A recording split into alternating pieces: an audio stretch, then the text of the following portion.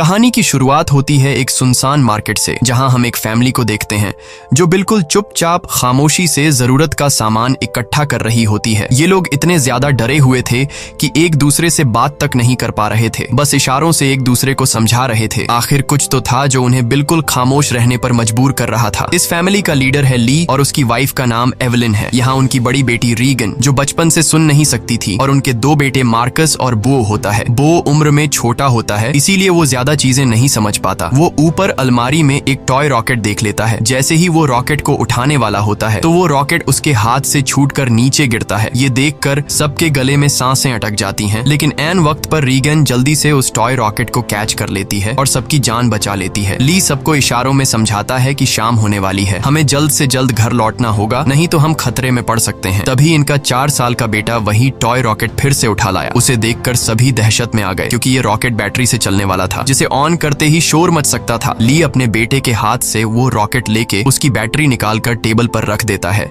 इसके बाद वो सभी घर के लिए निकलने लगे, लेकिन बो उस रॉकेट को साथ ले जाने की बार बार जिद कर रहा था। इसलिए रीगन चुपके से इस बिना बैटरी वाले रॉकेट को उसके हाथ में थमा देती है और वो भी स्टोर से बाहर आ गई। पर तभी उस बच्चे ने रॉकेट की बैटरियां भी उठा ली। इसके बाद ये चारों लाइन से घर की तरफ निकल पड़े। तब हम देखते हैं कि रोशनियों से चमकने वाला ये शहर कभी गाड़ियों के शोर और इंसानों की भीड़ से भरा रहता, मगर आज ये शहर पूरी तरह से वीरान और सन्नाटे में डूबा हुआ है। यहाँ इंसान तो दूर बल्कि परिंदों की भी आवाज नहीं सुनाई देती। हर तरफ एक खौफनाक सी खामोशी छाई हुई है। पूरी दुनिया में अब कमतर ही लोग जिंदा बचे हैं, जिनमें ये 5 लोग भी शामिल हैं। यहाँ हम देखते हैं कि उन्होंने लाइन से अपने घर तक रेत बिछाया हुआ है और ये लोग इस पर नंगे पांव चल रहे थे ताकि कदमों की भी आहट न हो। वहीं मासूम बो रीगन के पीछे था। वो रॉकेट को लेकर बहुत खुश था। तभी बो ने रॉकेट में बैटरी लगाकर उसे ऑन कर दिया, जिससे उस रॉकेट में म्यूजिक बजने लगा। रीगन सुन नहीं सकती थी, इसलिए आवाज पर उसका ध्यान ही नहीं गया, लेकिन जब ली और एवलिन ने उसे सुना तो वो दोनों बहुत ज्यादा घबरा गए। तभी अचानक घने जंगलों के बीच से निकलकर गोली की रफ्तार से भागता एक खौफनाक मॉन्स्टर बो की तरफ बढ़ने लगा। ली जल्दी से खिलौने को बंद करने के लिए बो की तरफ तेजी से दौड़ता है, लेकिन तब तक बहुत देर हो चुकी थी। वो मॉन्स्टर बो को अपने साथ ले गया। उसके बाद हमें 1 साल के बाद का सीन दिखाया जाता है। ली और उसकी फैमिली ने इस हालात में जीना सीख लिया था। ली ने अपने घर में एक रिसर्च रूम बना लिया था, जहां उसने उस मॉन्स्टर के बारे में पूरी जानकारी हासिल कर ली थी। यहाँ हमें पता चलता है कि वो खौफनाक मॉन्स्टर जो बिल्कुल धीमी सी आवाज को भी कई किलोमीटर दूर से डिटेक्ट कर लेता है। अच्छी बात ये थी कि वो मॉन्स्टर पूरी तरह से अंधे थे, लेकिन उनकी सुनने की ताकत इतनी तेज थी कि वे हवा में जरा सी वाइब्रेशन और धीमी से धीमी आवाज को भी महसूस कर सकते थे। अगर कोई इंसान जोर से सांस भी ले तो उसे भी महसूस करके ये मॉन्स्टर बिजली की रफ्तार से उसकी ओर दौड़ पड़ते थे और उस इंसान को कुछ ही सेकंड में खत्म कर देते थे। साथ ही साथ इन मॉन्स्टर्स की चमड़ी लोहे से भी ज्यादा मजबूत थी, जो उन्हें बंदूक की गोली और किसी भी हथियार से प्रोटेक्ट करती थी। दरअसल आज से 1 साल पहले ये मॉन्स्टर स्पेस से आए एक मेट्रॉइड के जरिए इस धरती पर आए। ये मॉन्स्टर्स इतने ज्यादा तेज रफ्तार थे कि कुछ ही वक्त में ये पूरी धरती में फैल गए और इस दुनिया से लगभग सभी इंसानों का नामो निशान मिटा दिया। इन मॉन्स्टर्स से बचने का सिर्फ एक ही तरीका था, और वो था बिल्कुल शांत रहना, जो कि ली और उसकी फैमिली ये राज जान चुके थे। इसलिए उन्होंने खुद की पूरी तरह से सेफ्टी कर ली थी। ली ने अपने घर के चारों तरफ सीसीटीवी कैमरास लगा दिए थे ताकि मॉन्स्टर के आने की खबर उनको लग सके। साथ ही उसने सीढ़ियों और रास्ते में कदम रखने वाली जगह पर एक खास तरह के निशान लगाए थे ताकि उन क्रीचर्स को उनकी पैरों की आहट भी ना आ सके। और ली ने अपने घर में एक अंडरग्राउंड बंकर भी बनाया था, जहां ये इन मॉन्स्टर्स पर रिसर्च करता था। उसने ये भी पता लगा लिया था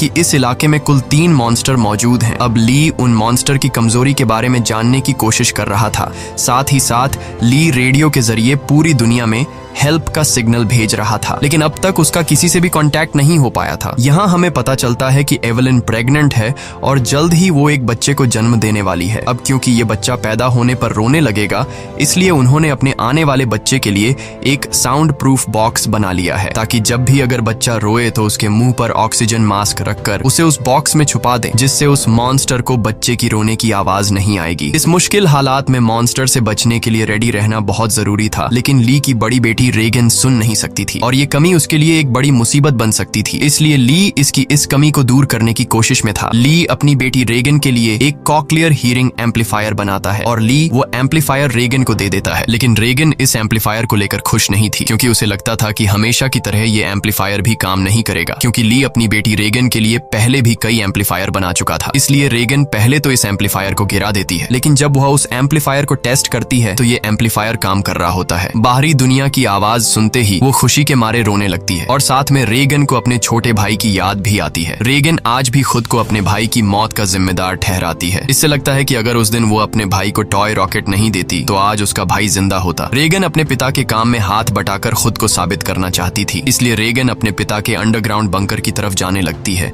लेकिन तभी उसके पिता उसे रोक लेते हैं और उसे अंदर जाने से मना कर देते हैं, क्योंकि 1 साल पहले रेगन के अपने छोटे भाई को टॉय रॉकेट देने की गलती की वजह से अब वो रेगन पर बिल्कुल भी भरोसा नहीं करता। उसे डर लगता है कि नीचे अंडरग्राउंड बंकर में माइक्रोफोन, रेडियो और भी कई सारी चीजें हैं। अगर गलती से भी रेगन का हाथ किसी ऐसी चीज के साथ लग गया जो साउंड क्रिएट करती हो तो हमारी जान खतरे में पड़ सकती है। अगले दिन ली अपने बेटे मार्कस के साथ मछलियां पकड़ने नदी पर जा रहा होता है। रेगन भी उनके साथ जाना चाहती थी। रेगन ली से रिक्वेस्ट करती है कि प्लीज मुझे भी अपने साथ ले चलो, पर ली ने उसे अपने साथ ले जाने से मना कर दिया। वो रेगन से कहता है कि तुम्हारी माँ घर पर अकेली है, इसलिए तुम घर पर अपनी माँ का ख्याल रखो। जिसके बाद ली मार्कस के साथ नदी की तरफ निकल गया। ये बात रेगन को बहुत ज्यादा बुरी लगती है और वह नाराज हो जाती है। उसे लगता है कि उसके पिता उसे प्यार नहीं करते, इसलिए वह अपना बैग पैक करके वह भी घर से कहीं निकल गई और सीधा उस जगह पर आई जहां पर उसके भाई को मॉन्स्टर ने मार डाला था। वह अपने भाई के कब्र के पास लेटकर रोने लगती है और कुछ ही देर में यहीं पर रेगन की आंख लग जाती है। दूसरी तरफ एवलिन घर पर बिल्कुल अकेली थी। कुछ देर बाद वो बेसमेंट से कपड़े धोकर उन्हें बोरी में भरकर बाहर ले जा रही थी। तभी सीढ़ी पर लगा एक कील उस बोरी में फंसकर सीधा हो गया। वह नुकीला कील ठीक उनके पैर रखने की निशान पर था, पर एवलिन उसे देख नहीं पाई। उधर ली और मार्कस मछली पकड़ने में लगे थे। कुछ देर बाद ली अपने बेटे मार्कस को एक झरने के पास ले आता है और ली अपने बेटे से कहता है कि यहाँ तुम बात कर सकते हो, क्योंकि पानी के झरने की वजह से तुम्हारी आवाज उसमें हाइड हो जाएगी और तुम्हारी आवाज उस मॉन्स्टर तक नहीं पहुंच पाएगी। अब तुम खुलकर बात कर सकते हो। वो दोनों झरने के पास बैठकर बातें करने लगते हैं। मार्कस पूछता है क्या वो बो की मौत का जिम्मेदार रेगन को मानते हैं, जिस पर ली जवाब देता है कि जो कुछ भी बो के साथ हुआ उसमें किसी की भी गलती नहीं थी। लेकिन मार्कस ली को बताता है कि रेगन आज भी बो की मौत का जिम्मेदार खुद को ठहराती है, इसलिए तुम्हें रेगन को ये बात बतानी चाहिए कि उस दिन तुम्हारी कोई गलती नहीं थी। इसी दौरान एवलिन ने अपने मर चुके बेटे की तस्वीर लिए उसकी याद में आंसू बहा रही थी। तभी अचानक उसे लेबर पेन शुरू हो गया, यानी कि उसकी डिलीवरी का टाइम आ चुका था। वो फोटो फ्रेम हाथ में लिए हुए जल्दी से बेसमेंट की तरफ जाने लगी, पर तभी सीढ़ियों से नीचे उतरने की जल्दी में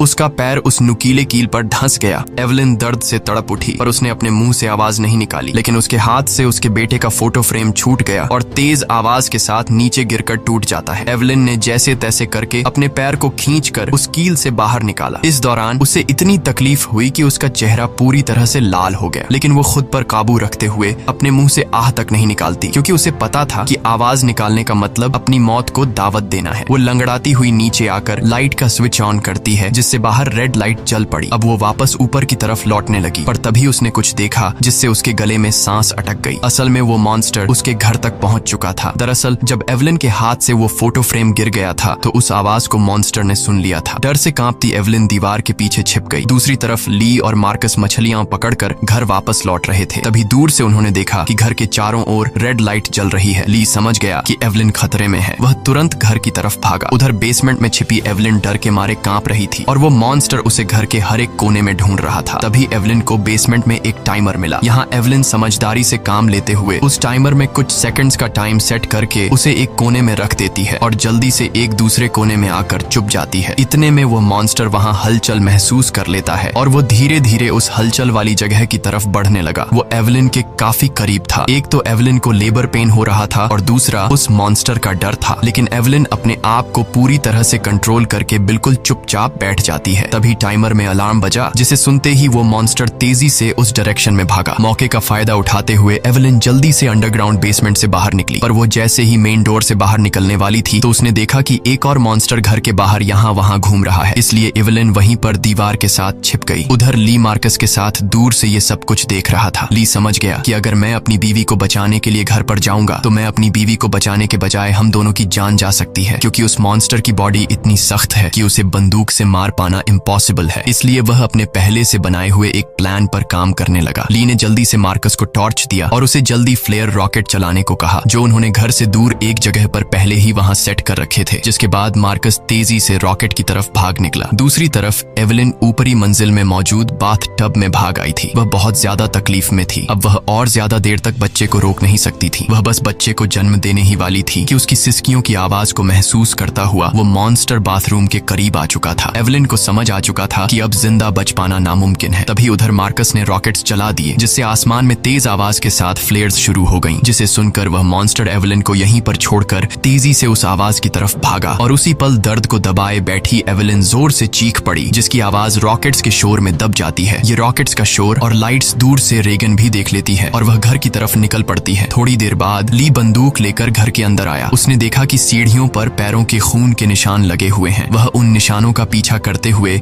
बाथरूम तक पहुंच जाता है। वहां पहुंचकर वह देखता है कि बाथ टब खून से लाल है। वह समझ गया कि एवेलिन भी उस मॉन्स्टर का शिकार हो चुकी है। वह आंसू बहाता हुआ वहीं बैठ गया, पर तभी शावर रूम के कांच पर किसी ने हाथ रखा। वह कोई और नहीं बल्कि एवेलिन ही थी। एवेलिन ने इस मुश्किल हालात में भी खुद को संभाल कर एक बेटे को जन्म दिया था। एवेलिन को जिंदा पाकर ली की आंखें खुली की खुली रह गईं। अब इससे पहले कि बच्चे की रोने की आवाज आती, ली तुरंत एवेलिन और बच्चे को उठाकर अंडरग्राउंड रूम में ले आया, जिसके बेसमेंट में उन्होंने बच्चे के लिए साउंड प्रूफ बॉक्स बनाया था। लेकिन बेसमेंट में घुसने से पहले ही बच्चे ने रोना शुरू कर दिया, जिसे सुनकर वो मॉन्स्टर तेजी से उनकी ओर आने लगा। ली जल्दी से अंडरग्राउंड रूम में घुसा और दरवाजे को एक मोटे मैट्रेस से ढक दिया। ली ने फौरन बच्चे के मुंह पर ऑक्सीजन मास्क लगाया और उसे बॉक्स में बंद कर दिया, जिससे उसके रोने की आवाज बंद हो गई। तब जाकर उन दोनों ने राहत की सांस ली। यहाँ ली अपनी वाइफ एवेलिन को बताता है कि मैं इन क्रीचर्स की कमजोरी जान चुका हूँ। अब जल्द उनके लिए मैं एक औजार तैयार करने वाला हूँ, जिससे ये क्रीचर्स हमारा कुछ नहीं बिगाड़ पाएंगे। इसी दौरान दूसरी ओर रेगन भी घर लौट रही थी। तभी उसे खेतों के बीच एक लाइट जलती हुई नजर आई। रेगन जल्दी से उस लाइट के पास आने लगी, लेकिन वह इस बात से अनजान थी कि एक मॉन्स्टर उसकी कदमों की आहट से उसके पीछे चलता आ रहा था। जैसे ही वह मॉन्स्टर रेगन को मारने के लिए उसके काफी करीब आया, तभी अचानक रेगन की कान की मशीन से एक नुकीली और तेज फ्रीक्वेंसी निकलने लगी। इस नुकीली आवाज से वो मॉन्स्टर तड़पने लग जाता है, जैसे ये आवाज उस मॉन्स्टर के कान के अंदर सुई की तरह चुभ रही हो। इस आवाज को ये मॉन्स्टर ज्यादा देर तक बर्दाश्त नहीं कर पाता और जल्दी वहां से भाग गया। वहीं यह आवाज रेगन के कानों को भी चुभ रही थी, पर जैसे ही वह मॉन्स्टर वहां से भागा, रेगन के कान में तकलीफ बंद हो गई। लेकिन रेगन को समझ नहीं आया कि आखिर उसके कान की मशीन ने ऐसा क्यों किया। वह इस पर ज्यादा ध्यान न देते हुए लाइट के पास पहुंच जाती है। तभी उसने पाया कि वो रोशनी एक टॉर्च की थी। जैसे ही रेगन उस टॉर्च को उठाने गई, तभी अचानक किसी ने उसका हाथ पकड़ लिया। वो कोई और नहीं बल्कि मार्कस था, जो डर से कांपता हुआ यहाँ छिपा हुआ था। अपनी बहन को देख मार्कस की घबराहट दूर हो गई। वह रेगन से कहता है कि मैं झाड़ियों से तुम्हें छुपकर देख रहा था। तुम्हारे पीछे वो मॉन्स्टर भी आ रहा था, लेकिन पता नहीं वह मॉन्स्टर तुम्हारे करीब आते ही अचानक भाग गया। ये सुनकर रेगन बहुत ज्यादा डर जाती है, क्योंकि उसे ये भी पता नहीं था कि उसके पीछे मॉन्स्टर आ रहा है। वही दूसरी तरफ एवेलिन को अपने बच्चों की चिंता हो रही थी। वो ली से कहती है, मुझे डर लग रहा है कि कहीं उस मॉन्स्टर ने मेरे बच्चों को खा नहीं लिया हो। तुम जल्दी से मेरे बच्चों को ढूंढ लाओ। इसीलिए ली अंडरग्राउंड रूम में अपनी वाइफ और बच्चे को सुलाकर वहां से बाहर निकलता है। पहले वह यहाँ वहां खतरा ढूंढने लगता है, मगर अब वह मॉन्स्टर भी वहां से जा चुका था। पर उसने पूरा घर तहस नहस कर दिया था, जिससे वहां मौजूद पानी का एक पाइप भी टूट गया था और पानी सीधा नीचे अंडरग्राउंड रूम में जा रहा था। लेकिन ली का इस पर ध्यान नहीं गया और वह बच्चों को ढूंढने खेतों की ओर निकल पड़ा। इस दौरान उधर मार्कस और रेगन अनाज रखने वाली टंकी के ऊपर छिपे हुए थे और आग लगा लेते हैं, ताकि इस आग को देखकर उनके पिता यहाँ आ जाए। ली भी अपने बच्चों को यहाँ वहां ढूंढने लगता है। कुछ देर बाद पानी के शोर से एवेलिन की आंख खुल जाती है। उसने देखा कि पूरा बेसमेंट पानी से भर चुका था। पानी ऊपर से झरने की तरह बहकर नीचे आ रहा था। इतने में एवेलिन की नजर अपने बच्चे की बॉक्स पर पड़ी।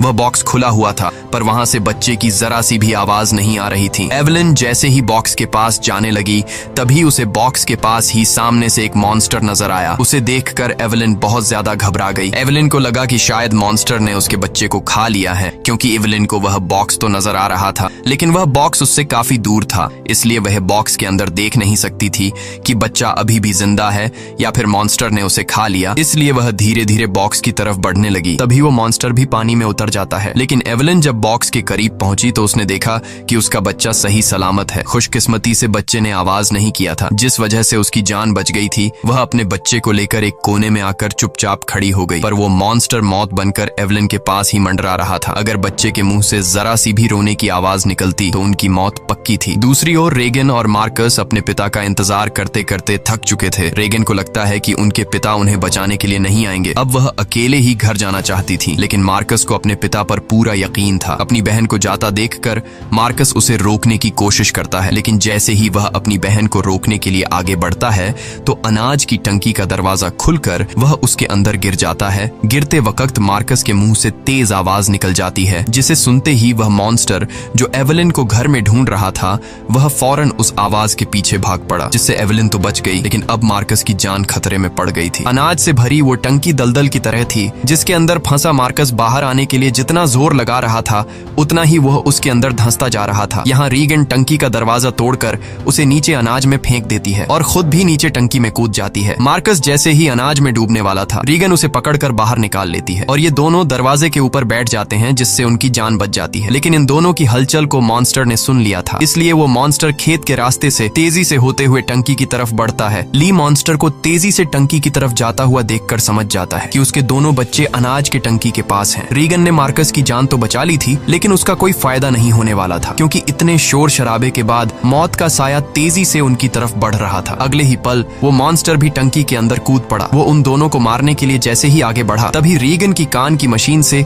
एक बार फिर एक नुकीली आवाज निकलने लगी। ये आवाज उस मॉन्स्टर के लिए बहुत ही ज्यादा पेनफुल होती है, इसलिए वो बिना उन्हें मारे वहां से निकल जाता है। रीगन और मार्कस मौत के मुंह से बाल बाल बच गए और टंकी से बाहर निकल आए। बाहर ली भी उन्हें ढूंढता हुआ आ पहुंचा था। वह अपने बच्चों को सही सलामत देखकर बहुत खुश होता है। इस दौरान एवलिन भी ये सब कुछ सीसीटीवी रूम से देख रही थी। तभी ली को पता चलता है कि अभी भी वो मॉन्स्टर यहाँ आसपास है। उसने बच्चों को फौरन सामने मौजूद गाड़ी की ओर भेज दिया और खुद एक कुल्हाड़ी उठाकर आसपास नजरें दौड़ाने लगा, लेकिन वो क्रीचर ठीक उसके ऊपर होता है। ली जैसे ही पलटकर पीछे देखता है, वो मॉन्स्टर उसे अपने पंजे से मारकर दूर फेंक देता है। अपने पिता को तकलीफ में देखकर मार्कस ली को आवाज देने लगता है। आवाज सुनकर मॉन्स्टर को मार्कस की पोजीशन का भी पता चल जाता है। वो मॉन्स्टर अब मार्कस और रीगन की तरफ बढ़ने लगा, लेकिन तभी एक बार फिर रीगन की कान की मशीन से फ्रीक्वेंसीज निकलने लगी। वह आवाज रीगन को भी चुभ रही थी, इसलिए रीगन ने अपनी कान की मशीन को ही ऑफ कर दिया, लेकिन यह उसकी सबसे बड़ी गलती थी। इस मशीन से जो फ्रीक्वेंसी निकलती थी वही फ्रीक्वेंसी उस मॉन्स्टर की कमजोरी थी, जिसे वो बिल्कुल भी बर्दाश्त नहीं कर सकता था। लेकिन अनजाने में रीगन ने मशीन को बंद करके अपनी ही मौत को दावत दे दी। अगले ही पल वो मॉन्स्टर कार पर झपट पड़ा और मार्कस तक पहुंचने की कोशिश करने लगा। इसी दौरान उधर ली होश में आ गया। अपने बच्चों को खतरे में देख वह समझ गया था कि मॉन्स्टर से लड़कर वह कभी भी मॉन्स्टर को मार नहीं सकता, इसलिए अब उसे सिर्फ एक ही रास्ता नजर आया। उसने रीगन को इशारों में बताया कि मैं तुमसे बहुत ज्यादा प्यार करता हूँ। मैंने तुम्हें कभी भी बो की मौत का जिम्मेदार नहीं ठहराया है और मेरे होते हुए तुम्हें कुछ नहीं हो सकता। जिसके बाद ली जोर से चिल्लाने लगा। उसे सुन वो मॉन्स्टर ली की तरफ दौड़ पड़ा और एक ही झटके में उसे चीर फाड़ कर रख दिया। अपने पिता को मरता हुआ देखकर रीगन को बहुत ज्यादा दुख होता है, क्योंकि पहले उसे लगता था कि उसके पिता उससे प्यार नहीं करते, लेकिन अब उसे रियलाइज हुआ कि वह गलत थी। ली को मारने के बाद वो मॉन्स्टर वहां से चला जाता है। दूसरी तरफ एवलिन भी ये सब कुछ सीसीटीवी के जरिए देख रही थी। तब रीगन उसी वक्त गाड़ी स्टार्ट करके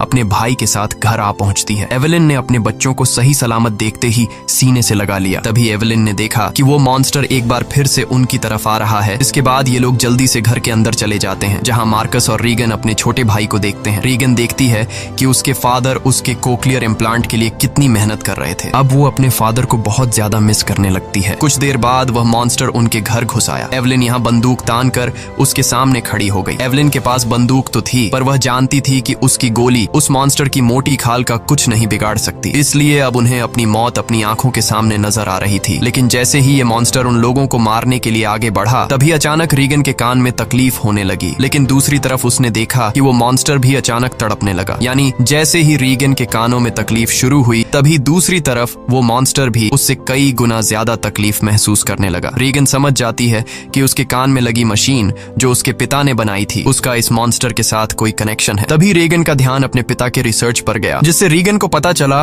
कि उसके कान रंग के मशीन से निकलने वाली हाई पिच फ्रीक्वेंसी उस मॉन्स्टर की कमजोरी है। रेगन को समझ आ गया था कि जब भी ये मॉन्स्टर मेरे करीब आता तो मेरे कान में तकलीफ होने लगती और ये मॉन्स्टर वहां से भाग जाता। इससे पहले कि ये मॉन्स्टर उन्हें मार देता, रेगन जल्दी से अपने कान में लगे कॉक्लियर इम्प्लांट का पावर और ज्यादा बढ़ा देती है, जिससे निकली हाई फ्रीक्वेंसी साउंड से वो मॉन्स्टर अचानक तड़पने लगा। ऐसा लग रहा था कि जैसे वो हाई फ्रीक्वेंसी साउंड उस मॉन्स्टर के पूरे शरीर में सुइयां चुभा रही हो। यहाँ रेगन की माँ भी समझ जाती है कि ये सारा कमाल कोक्लियर इम्प्लांट का है, लेकिन पावर बढ़ाने से रेगन के कानों में भी और ज्यादा तकलीफ होने लगी। इसीलिए रेगन समझदारी से काम लेते हुए वहां रखे एक माइक्रोफोन के साथ उस कान की मशीन को लगा देती है, जिससे वो फ्रीक्वेंसी साउंड वेव और ज्यादा तेज हो गई। अब तो उस मॉन्स्टर का दर्द से बुरा हाल हो गया और उसकी खोपड़ी का आर्मर अपने आप ही खुलने लगा। आर्मर खुलते ही जैसे ही उसका मुंह नजर आया, तभी एवेलिन ने शॉटगन से सीधे उसके मुंह पर ही फायर कर दिया, जिससे उसकी खोपड़ी एकदम गुब्बारे की तरह फट गई और आखिरकार वो मॉन्स्टर मारा गया। हालांकि खतरा अभी टला नहीं था। गोली की आवाज सुनकर उस इलाके में मौजूद बाकी के 2 और मॉन्स्टर भी उनकी ओर आने लगे, लेकिन अब एवेलिन और रेगन को उन मॉन्स्टर्स की कमजोरी मालूम चल चुकी थी। इसलिए रेगन ने माइक का वॉल्यूम फुल कर दिया और एवेलिन उन मॉन्स्टर्स को मारने के लिए तैयार हो गई। इसी के साथ ये कहानी खत्म हो जाती है। अगर आपको वीडियो अच्छी लगी हो तो हमारे चैनल को सब्सक्राइब और वीडियो को लाइक जरूर कीजिएगा, और अगर आपको इस मूवी का सेकंड पार्ट चाहिए, कमेंट में पार्ट 2 लिखें।